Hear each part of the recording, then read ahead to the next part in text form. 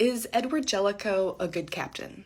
I really think that the TNG two-part episode Chain of Command really is up there with Voyager's Tuvix when it comes to discussions of character and character morality and goodness or badness. When I first saw this episode as a child, I absolutely hated Captain Jellico, and with good reason. You know, he is the exact opposite of everything we have come to love and admire about the Enterprise crew over 6 years, and he comes in, he takes Picard's position, and he just rattles everyone.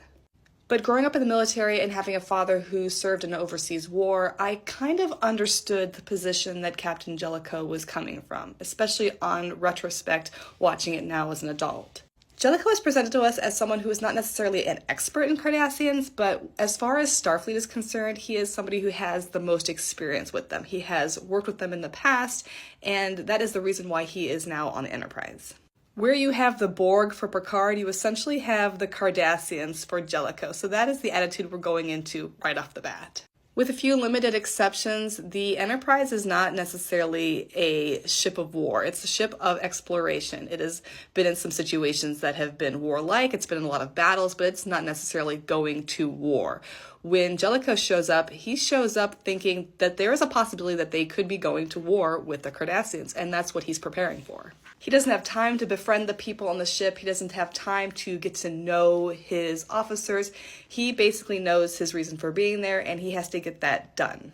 He makes a lot of choices in the beginning that I think most viewers will disagree with. He comes onto the ship, he doesn't listen to Riker's suggestions about the change in shift.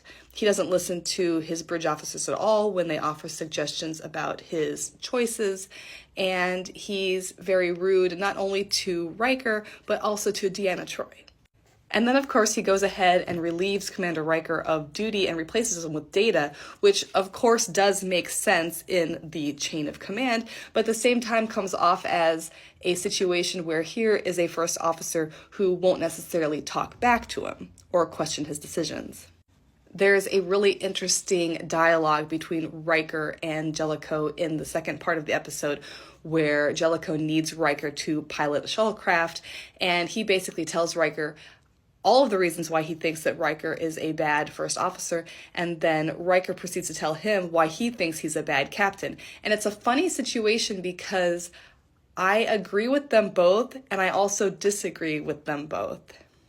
Riker is clearly a bad first officer for Jellico. He's an officer that makes sense for Picard's Enterprise. He doesn't make sense as a good first officer necessarily for Jellico's Enterprise. Likewise, I think Jellico could be a good captain in times of war.